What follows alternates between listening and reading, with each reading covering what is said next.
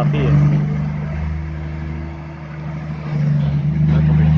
ये देखिए हमारे सामने अभी एक वोल्वो रोड रोलर है, इससे इस ग्राउंड को प्लेन किया जा रहा है।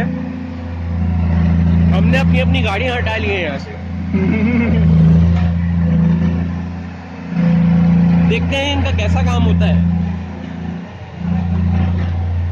देख के तो नहीं लग रहा है कि नौसिखिया है, अच्छा ही काम कर रहा है। धूल उड़ा रहा है, धूल उड़ा रहा बिहार है। को प्लेन कर रहा है। अरे ठोक गया अभी। Oh my God, oh my God, वो एक्टिवा बच गई। वो एक्टिवा जान जाते जाते बच गई। देखिए अब हमारे ऊपर हमला करने आ रहा है।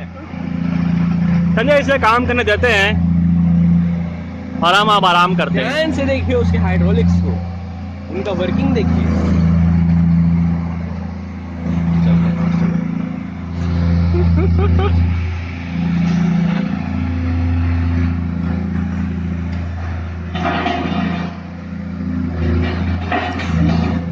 देखिए देखिए देखिए, आई आई आई आई आई, बस ज्यादा नहीं, बस ज्यादा नहीं।